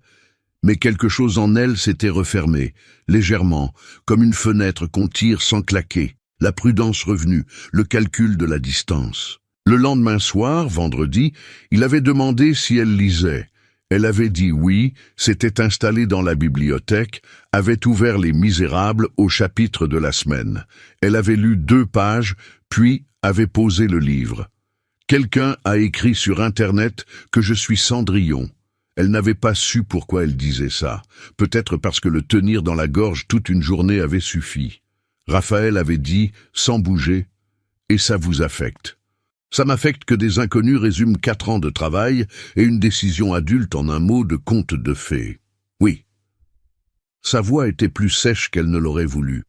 Raphaël n'avait pas dit que les gens disaient n'importe quoi, n'avait pas dit que ça n'avait pas d'importance. Il avait dit lentement, « Mon père avait une phrase. Il disait que les gens qui réduisent les autres à des archétypes font ça parce qu'une personne réelle est trop compliquée à regarder en face. » Pause. Il vous avait choisi pour ça, parce que vous étiez trop réel pour entrer dans une case. Camille avait regardé le livre sur ses genoux, la couverture décollée au dos, les pages jaunies au bord. « Il me manque », avait-elle dit, doucement, et elle ne savait plus très bien si elle parlait d'Édouard, ou d'une certaine certitude qu'elle avait eue au début de tout ça. Cette clarté tranquille du contrat, du cadre, de je sais exactement ce que je fais et pourquoi. Raphaël avait dit de sa voix basse de vendredi soir « à moi aussi ». Et dans ce « à moi aussi », il y avait quelque chose qui débordait légèrement du sens littéral, quelque chose que ni l'un ni l'autre ne chercha à nommer ce soir-là. Elle avait repris la lecture. Sa voix était revenue à son rythme ordinaire. La pluie recommençait dehors. Ce qui se fissura ce soir-là ne fut pas la confiance entre eux. Ce fut la distance gérée, cet espace soigneusement maintenu que Camille avait construit depuis le premier jour, comme une protection nécessaire, une condition sine qua non pour rester elle-même dans un appartement de 400 mètres carrés qui ne lui appartenait pas, dans un mariage qui n'était pas censé être un mariage. Cette distance-là avait commencé à ressembler à quelque chose d'artificiel. Comme une fenêtre qu'on maintient fermée par habitude, alors que le printemps est dehors et que l'air serait bon. elle ne sut pas encore quoi faire de cette constatation. Elle la rangea, comme elle rangeait tout ce qui était trop grand pour être traité dans l'immédiat, dans un endroit mental propre et accessible, pour plus tard, pour quand elle aurait le courage ou la clarté, ou les deux. Elle lut jusqu'à minuit. Raphaël n'avait pas bougé du fauteuil. Décembre à Paris a une lumière particulière. Pas la lumière joyeuse des cartes postales, avec les illuminations sur les Champs-Élysées, mais quelque chose de plus intime, plus bas sur l'horizon, une lumière de fin d'après-midi qui dure trop peu et qui donne au visage dans le métro une qualité de gens qui pensent à des choses importantes sans pouvoir encore les formuler. Camille traversait ce mois-là avec la sensation d'être dans deux endroits à la fois. Dans sa vie nouvelle, celle des réunions boulevard Haussmann, des rapports à lire, des appels avec des architectes et des travailleurs sociaux et des représentants de la mairie de Paris pour le projet pilote de résidence assisté dans le 19e arrondissement. Et dans sa vie ancienne, celle de Saint-Vincent, des blouses blanches, de Nadia qui maintenant répondait à ses messages avec des points d'exclamation, parce qu'elle avait accepté le poste et que son enthousiasme prenait une forme typographique. Nadia et Inès avaient rejoint la division en décembre, dans un bureau que Ferrand leur avait attribué au 2e étage du siège, avec des fenêtres sur la cour intérieure et des tables qui n'étaient pas encore totalement installées la première semaine. Nadia avait posé ses affaires sur la table du milieu et regardé les murs blancs et dit, d'une voix complètement sèche, « On va avoir besoin d'un tableau blanc vraiment grand. » Inès avait ajouté « Et de café qui ne soit pas en capsule. » Camille les avait regardés et avait pensé que quelque chose de bien était en train de commencer, quelque chose de suffisamment solide pour tenir. Les premières semaines de travail ensemble avaient une qualité que Camille n'avait pas anticipée, la légèreté. Pas la légèreté superficielle, pas le rire pour compenser la tension, mais la légèreté de gens qui parlent le même langage et n'ont pas besoin de traduire. Nadia disait, dans une chambre de 12 mètres carrés, une porte qui s'ouvre vers l'intérieur, c'est une violence.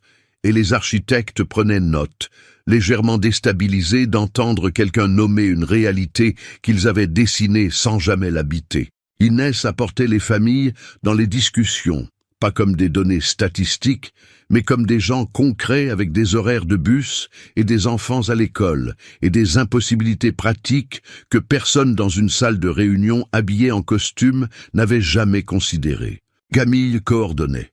Elle avait découvert, un peu à sa propre surprise, qu'elle aimait ça, pas le titre, pas le salaire, mais la chose en elle-même, tenir les fils, voir où les compétences des uns complétaient les angles morts des autres, poser les questions qui remettaient les discussions sur les rails quand elles dérivaient dans le théorique. Elle n'avait pas eu besoin d'apprendre à diriger. Elle avait appris à soigner, et soigner c'est déjà diriger, c'est déjà anticiper, évaluer, arbitrer, tenir les gens et les processus ensemble dans des situations où personne n'a tous les éléments. Raphaël le voyait, pas voyait au sens propre, entendait, percevait, reconstruisait à partir de ce que Ferrand lui rapportait, de ce que les comptes rendus de réunions dictés par l'assistant lui transmettaient, de ce que Camille elle-même lui décrivait parfois le soir dans la cuisine, et une chose que Ferrand lui avait dite lors d'un rapport hebdomadaire en novembre, la division Moreau-Lambert avance plus vite que prévu. Pas parce qu'il travaille plus, mais parce qu'il pose les bonnes questions dès le départ. Raphaël avait dit bien, avec la brièveté habituelle. Ferrand avait ajouté, avec la liberté d'un homme qui travaillait là depuis 20 ans, « Votre père avait bon goût ». Ce soir-là, Raphaël avait attendu que Camille soit dans la bibliothèque pour lui transmettre le commentaire de Ferrand. Il lui avait dit mot pour mot ce qu'avait dit le directeur général adjoint, sans embellissement, sans transition émotionnelle, juste les mots. Camille avait été silencieuse un moment. Puis elle avait dit « Ferrand est quelqu'un de bien ». Raphaël avait répondu « Oui ». Un silence. « Vous êtes différente depuis que la division a commencé. » Elle avait levé les yeux. « Différente comment ?»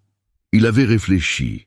Ce réflexe qu'elle lui connaissait maintenant, cette façon de ne jamais répondre vite quand la vraie réponse méritait du temps. Vous pesez moins lourd. Ce n'était pas la formulation à laquelle elle s'attendait. Je ne comprends pas. Quand vous marchez dans le couloir, les pas d'une personne disent beaucoup de choses. Les vôtres sont moins... Il chercha le mot. Moins défensifs.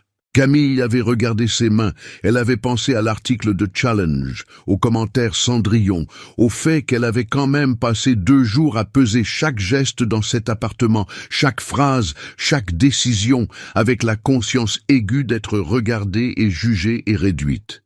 J'ai eu peur un moment de ne pas savoir qui j'étais là-dedans, avait-elle dit. Pas pour lui donner quelque chose, juste parce que c'était vrai et que la bibliothèque le vendredi soir était devenue l'endroit où les choses vraies pouvaient être dites. « Je sais », avait-il dit.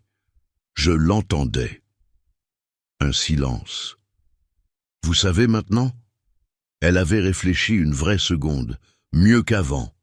C'est au réveillon de Noël que la chose sans nom reçu, sans être nommée, une forme plus précise. La famille Lambert n'avait pas organisé de fête cette année. Il y avait eu dans les semaines précédentes une communication entre Raphaël et ses cousins dont Camille ne connaissait que le résultat. Julien et Claire passeraient Noël dans leurs familles respectives, Lyon et Marseille, et il n'y aurait pas de réunion commune à Paris. Camille, de son côté, avait passé le réveillon du 24 au soir à Ivry-sur-Seine avec Madeleine et Lucas. Un repas de 3 personnes autour de la table de la cuisine, la nappe en plastique à carreaux rouges que Madeleine avait ressortie du placard parce que c'était Noël et que certaines choses n'ont pas besoin de raison. Une bouteille de cidre brut, une bûche de la boulangerie du coin. Ce qui l'avait frappé ce soir-là, c'était la main de sa mère. La main droite, la main opérée, qui tenait maintenant une fourchette. Pas parfaitement, pas avec la fluidité d'avant, mais la tenait. Les doigts refermés sur le manche en métal, le poignet qui trouvait progressivement son angle, le tremblement léger qui était là, mais qui n'empêchait plus. Madeleine avait coupé un morceau de sa bûche et l'avait porté à sa bouche avec sa main droite, et Lucas avait regardé ça par-dessus son verre de cidre, avec les yeux brillants de quelqu'un qui ne pleurera pas, parce que ce n'est pas le moment, mais qui, plus tard, dans la nuit, laissera peut-être quelques larmes aller dans l'oreiller. Camille avait dit « maman » doucement, et Madeleine avait levé les yeux et souri, le sourire des gens qui ont traversé quelque chose de difficile et qui sont encore là, de l'autre côté, avec leurs forces et leurs cicatrices, toutes ensemble. Elle était rentrée avenue Henri Martin à minuit passé. L'appartement était silencieux, les lumières du couloir à leur intensité de nuit, basses et dorées. Elle avait pensé que Raphaël serait dans son bureau ou couché. Il était dans le salon, assis dans le grand canapé gris, les mains sur les genoux et sur la table basse devant lui, une bouteille de Bordeaux ouverte et 2 verres. Camille s'était arrêtée dans l'entrée du salon. Il avait dit sans bouger « J'ai entendu la clé. Je me suis dit que vous auriez peut-être envie d'un verre en rentrant. » Elle avait regardé les 2 verres sur la table. « Vous buvez du vin le soir de Noël tout seul ?»« J'attendais, » avait-il dit simplement. Elle avait posé son manteau, était venue s'asseoir dans le canapé. Pas en boute, dans le canapé, à 1 mètre de lui, dans le même meuble, ce qui n'était pas arrivé avant.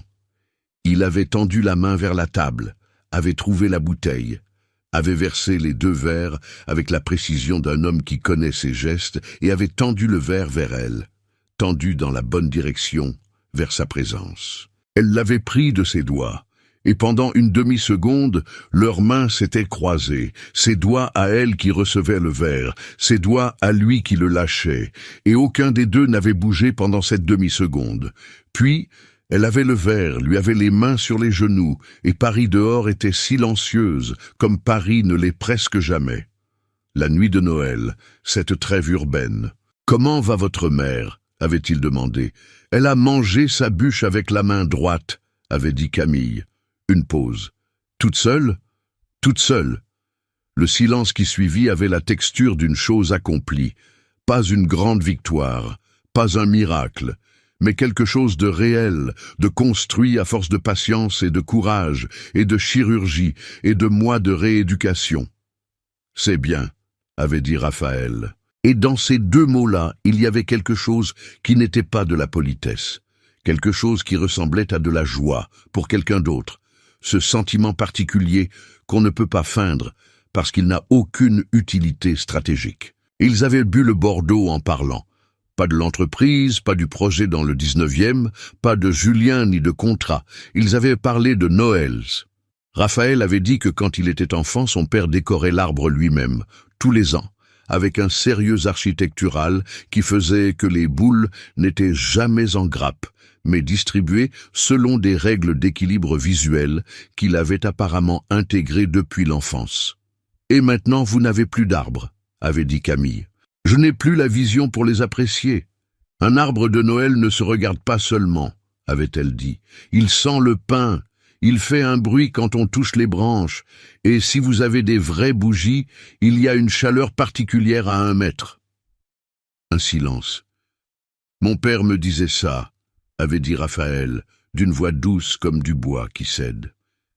Exactement ça. La bouteille était à moitié vide quand Raphaël avait dit, doucement, sans préambule, sans construction de phrase, « Je ne sais pas comment appeler ce que c'est, ce qu'on est l'un pour l'autre. » Camille avait regardé son verre. Moi non plus. Mais je sais que depuis que vous êtes là, je dors mieux.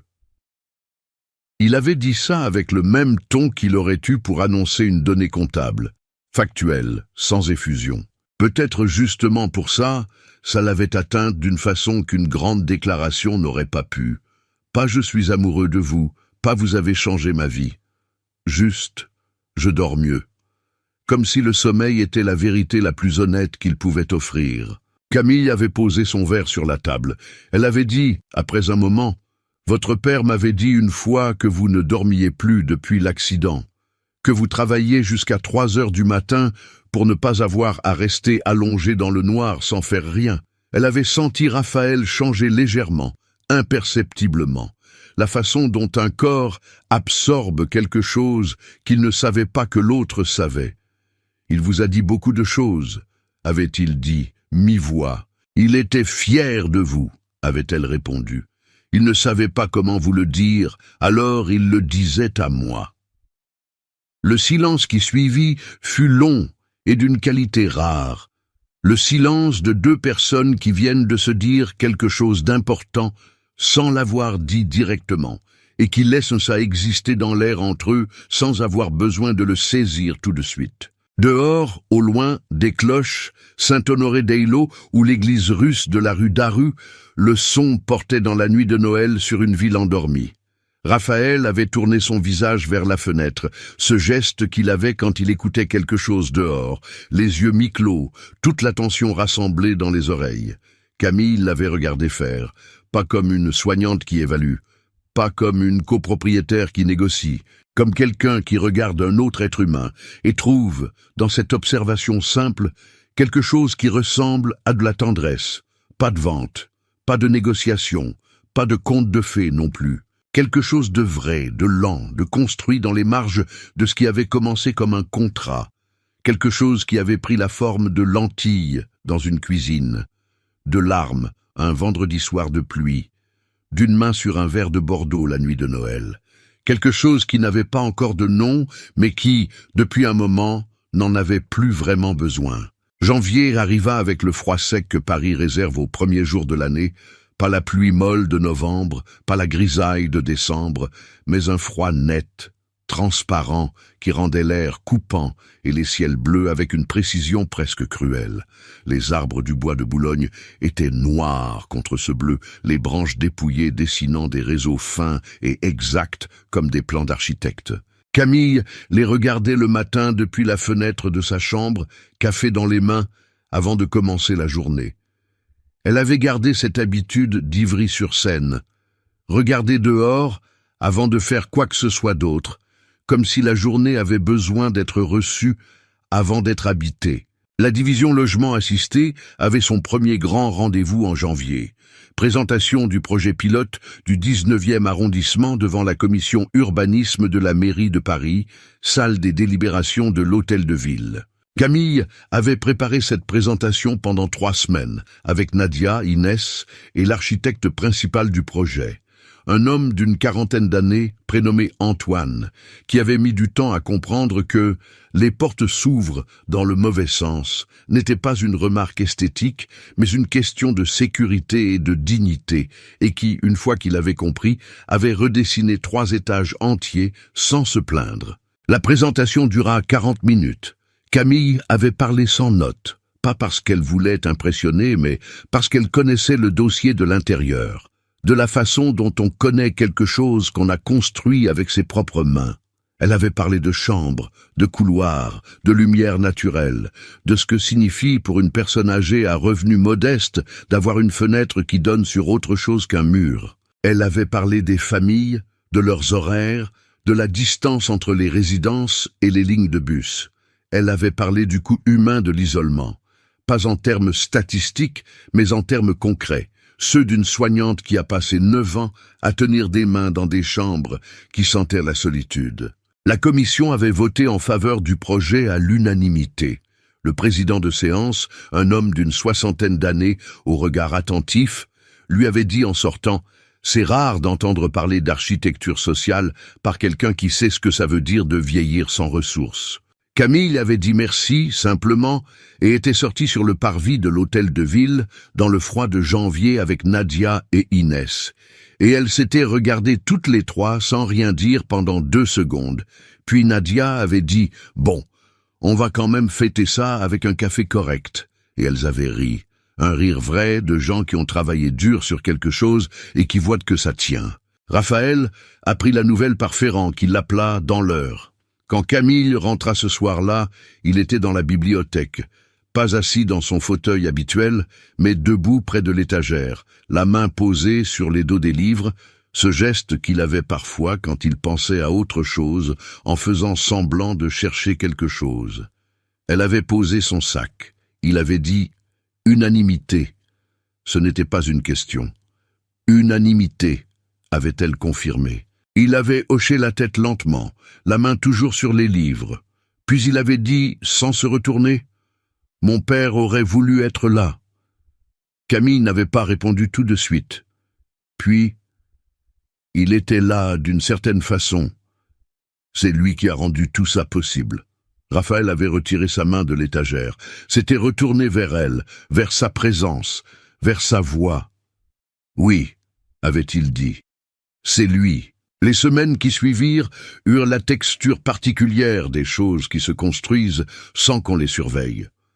Raphaël avait pris l'habitude, sans l'annoncer, sans en faire un rituel nommé, de lui raconter parfois, le soir, des épisodes de l'entreprise que les comptes rendus formels ne contenaient pas.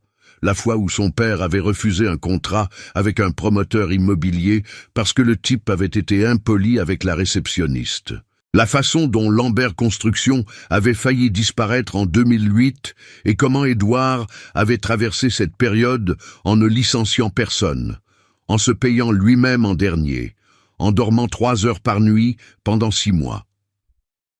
Camille écoutait. Parfois elle posait une question, parfois elle racontait quelque chose en retour, un résident de Saint-Vincent, une famille, une de ces histoires du soin que seuls ceux qui soignent vraiment accumulent. Et dans cet échange-là, dans ces soirées de bibliothèque ou de cuisine, quelque chose se consolidait entre eux qui n'avait plus rien de contractuel. Un samedi de février, Madeleine était venue déjeuner avenue Henri Martin. Lucas l'avait accompagnée, poussant le fauteuil roulant qu'elle utilisait encore pour les longues distances, même si elle marchait maintenant dans l'appartement d'Ivry-sur-Seine avec une canne. Camille avait cuisiné, blanquette de veau, le plat d'hiver de Madeleine, avec des petits légumes et beaucoup de crème fraîche et du riz blanc à côté. Elle avait passé la matinée dans la cuisine immense de l'appartement, cette cuisine prévue pour des traiteurs et qu'elle utilisait comme la cuisine d'Ivry-sur-Seine, avec le même économie de gestes et la même attention aux détails. Raphaël était là. Il n'avait pas disparu dans son bureau pour la durée de la visite. Il était resté, s'était installé à la table de la cuisine et avait parlé avec Madeleine. Pas avec la politesse distante de quelqu'un qui remplit une obligation sociale. Vraiment parler.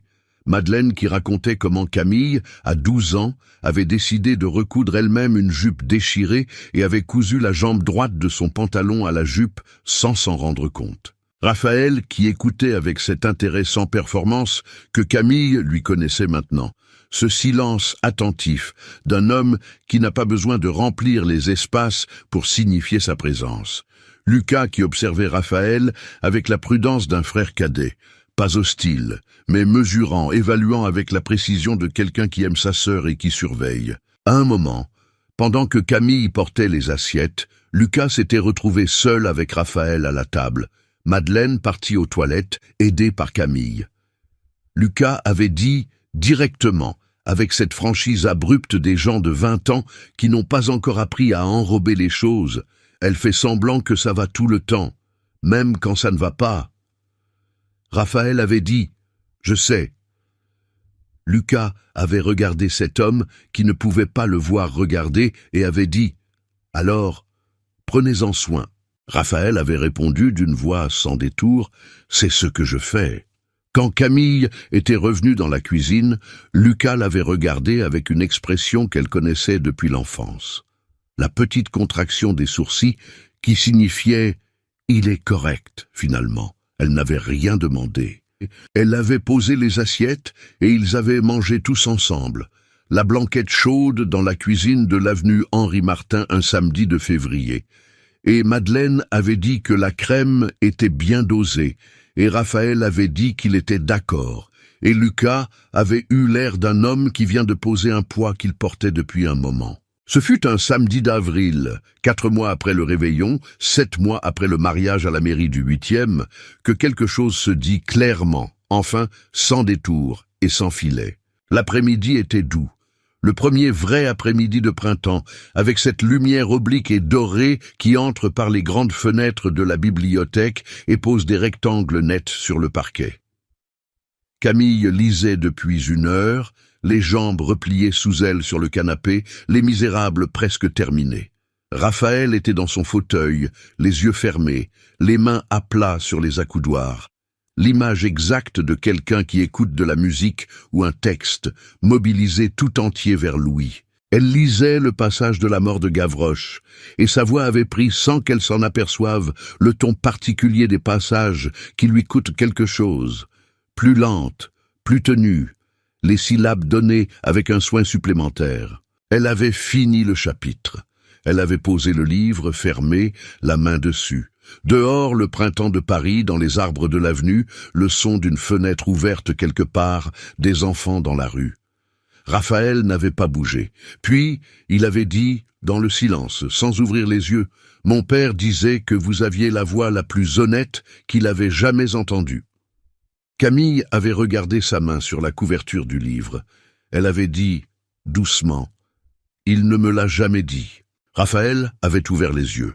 Ses yeux qui regardaient quelque chose que les autres ne voient pas, cette lumière diffuse que la dégénérescence lui laissait encore, forme et clarté sans netteté. « Je sais », avait-il dit, « c'est moi qui vous le dis maintenant. » Elle n'avait pas répondu tout de suite. Elle l'avait regardé dans ce silence de printemps, cet homme dans son fauteuil, avec ses mains à plat sur les accoudoirs, et elle avait pensé à la mairie du 8e arrondissement, un jeudi froid de juin, à la façon dont elle lui avait pris le bras pour monter les marches, au « je sais qui vous êtes » du premier soir, aux lentilles dans la cuisine, aux larmes du vendredi soir, au Bordeaux la nuit de Noël, à la main de sa mère qui tenait une fourchette. Elle avait pensé à tout ce qui s'était construit sans plan, sans intention déclarée, dans les marges d'un contrat signé par nécessité. Pas de vente, jamais eu, pas une négociation non plus. Ça, elle l'avait compris depuis un moment. Quelque chose d'autre, depuis le début, qu'elle n'avait pas su voir parce qu'elle regardait du mauvais côté, du côté du contrat et de la prudence et de la distance gérée. Quelque chose qui avait grandi dans les cuisines et les bibliothèques et les couloirs de cet appartement, comme les plantes grimpent sur les murs, sans permission, sans annonce, juste en cherchant la lumière. Elle s'était levée du canapé. Elle avait traversé la bibliothèque et s'était accroupie devant le fauteuil de Raphaël. Pas pour le mettre à l'aise, pas par geste soignant, mais parce qu'elle voulait être au même niveau que lui pour dire ce qu'elle allait dire. Il avait senti le déplacement, le changement de présence dans l'espace devant lui, et il avait tourné son visage vers elle, avec cette précision qu'elle aimait maintenant profondément, cette façon d'être orientée vers les choses qui ressemblent, pour qui sait la lire, à une forme d'amour du monde. « Raphaël » avait-elle dit. Sa voix avait son timbre habituel, ferme, sans tremblement, la voix honnête dont son père avait parlé dans le couloir, sans qu'elle le sache. Je ne sais pas encore exactement ce que c'est, mais je sais que je veux continuer à le construire. Pas pour le contrat, pas pour les 30%, pour ça, pour ce qu'on est en train de faire ici, le vendredi soir et dans la cuisine, et le reste. Elle avait posé sa main sur l'accoudoir du fauteuil, près de la main de Raphaël, sans la toucher. « Je voulais que vous le sachiez. » Raphaël n'avait pas répondu immédiatement. Il avait baissé légèrement la tête, dans ce mouvement concentré qui précédait toujours ses vraies réponses. Puis il avait retourné sa main sur l'accoudoir, paume vers le haut, ouverte, le geste le plus simple et le plus complet qu'il pouvait faire, et avait dit, d'une voix qui n'était plus plate du tout, qui était la voix d'un homme qui a passé 6 ans à ne plus rien sentir, et qui sent maintenant quelque chose de réel et de solide et d'effrayant et de bon. « Je sais, moi aussi. » Elle avait posé sa main dans la sienne. Ils étaient restés ainsi un moment, elle accroupie devant le fauteuil, lui avec sa main ouverte recevant la sienne, la lumière d'avril sur le parquet, Paris dans les arbres dehors, rien d'autre, pas de baiser de cinéma, pas de musique, pas de grands discours, juste 2 mains dans la lumière de printemps et le silence de quelqu'un qui respire enfin complètement, après avoir, sans le savoir, retenu son souffle longtemps. Les mois qui suivirent construisirent les choses qu'on ne peut pas raconter en détail parce qu'elles appartiennent à l'intimité ordinaire de 2 personnes qui apprennent à vivre ensemble pour de vrai. Pas dans les cadres d'un contrat, pas dans la prudence de 2 étrangers qui se respectent, mais dans la proximité imparfaite et réelle de gens qui ont décidé de rester. Camille avait gardé sa chambre, mais ne dormait plus seule tous les soirs, par choix, pas par convention, ce qui est la seule façon de choisir qui compte vraiment. Raphaël avait recommencé à décorer un arbre de Noël en novembre, 4 mois à l'avance, en demandant à Thomas de lui décrire chaque branche avant d'y accrocher quelque chose. L'équilibre visuel hérité d'Édouard, reconstruit par le toucher et l'écoute. Madeleine venait déjeuner un samedi par mois, et sa main droite progressait, lentement, à son rythme propre, mais progressait. Lucas avait obtenu son diplôme d'auxiliaire de soins en mars, et Camille avait pleuré dans les toilettes de la salle des fêtes avant de revenir les yeux secs et d'applaudir très fort. Nadia avait refait entièrement la grille d'évaluation sensorielle des espaces de vie assistés et l'architecte Antoine avait demandé à en faire un article avec elle dans une revue spécialisée. Inès avait été contactée par la mairie de Lyon pour un projet similaire. Et le vendredi soir, dans la bibliothèque de l'avenue Henri Martin, ils avaient commencé Balzac après avoir terminé Hugo. Camille qui lisait, Raphaël qui écoutait dans son fauteuil, la lampe sur pied et son cercle jaune, Paris dehors, dans ses bruits de nuit. Parfois il posait une question sur le texte, parfois il parlait 20 minutes d'autre chose. Parfois le silence s'installait et c'était le meilleur silence, celui de 2 personnes qui n'ont plus besoin de prouver leur présence. Un soir de mai, Raphaël avait dit, au milieu d'un de ces silences, les yeux fermés et les mains sur les accoudoirs, « Tu savais que mon père gardait tes rapports de soins ?» Camille avait baissé le livre. Il s'était mis au tu en janvier, naturellement, un matin dans la cuisine, et ni l'un ni l'autre n'avait commenté ce glissement. « Comment ça ?» Dans son bureau. Thomas a retrouvé une chemise cartonnée en faisant le tri des affaires. Tous tes rapports, depuis le premier. Il les avait gardés. Elle n'avait rien dit pendant un moment. Pourquoi ? Je ne sais pas. Peut-être parce qu'il prouvait que quelqu'un l'avait vraiment regardé. Sa voix s'était légèrement alourdie. Il méritait mieux que ce qu'on lui a donné, dans cette famille. On lui a donné de l'efficacité. Toi, tu lui as donné de la présence. Camille avait posé le livre. Vous lui avez donné ce que vous pouviez. Vous étiez vous-même en train de vous noyer à l'époque. Raphaël avait tourné le visage vers elle. Je l'étais. Pause. Je ne le suis plus. Et dans la bibliothèque de l'avenue Henri Martin, un soir de mai, avec le printemps de Paris dans les arbres dehors, et le livre de Balzac posé ouvert sur les genoux de Camille, et les mains de Raphaël à plat sur les accoudoirs de son fauteuil, il y avait quelque chose que ni l'un ni l'autre n'aurait pu nommer le soir du mariage, à la mairie du 8e arrondissement, ce jeudi froid de juin avec ses 12 minutes de cérémonie et ses 2 valises défaites dans une chambre trop grande. Quelque chose qui s'était construit dans les marges et les silences, dans les cuisines et les couloirs et les lectures du vendredi soir, dans les larmes d'un homme qui n'avait plus pleuré depuis 6 ans et dans les mains d'une femme qui avait appris, en soignant les autres, que la vraie force est de savoir recevoir aussi. Et là, dans cet appartement où la lumière de mai entrait par les fenêtres hautes et posait des rectangles nets sur le parquet clair, Camille comprit que la richesse n'était pas les 30%. Pas les 12 000 € par mois, pas l'adresse dans le 16e arrondissement. Ce n'était pas non plus la chirurgie de sa mère, ni le diplôme de Lucas, ni le vote unanime de la commission urbanisme. C'était ça, cette présence, cette main ouverte sur l'accoudoir, ce silence qui change de qualité quand on sourit sans que l'autre puisse le voir, mais qu'il le sente quand même. C'était Nadia qui disait « les portes s'ouvrent dans le mauvais sens », et Antoine qui redessinait 3 étages. C'était Madeleine avec une fourchette dans la main droite. C'était un homme dans un fauteuil qui écoutait Victor Hugo un vendredi soir et posait de vraies questions sur les vrais livres. C'était tout ça ensemble. C'était suffisant. C'était plus que suffisant. C'était exactement ce qu'Édouard Lambert avait su voir depuis sa chambre rue de la Pompe, avec ses yeux clairs de vieillard qui regarde les gens et voit ce que les gens ne voient pas encore d'eux-mêmes. Et Camille reprit le livre, trouva la ligne où elle s'était arrêtée, et sa voix honnête remplit à nouveau la bibliothèque.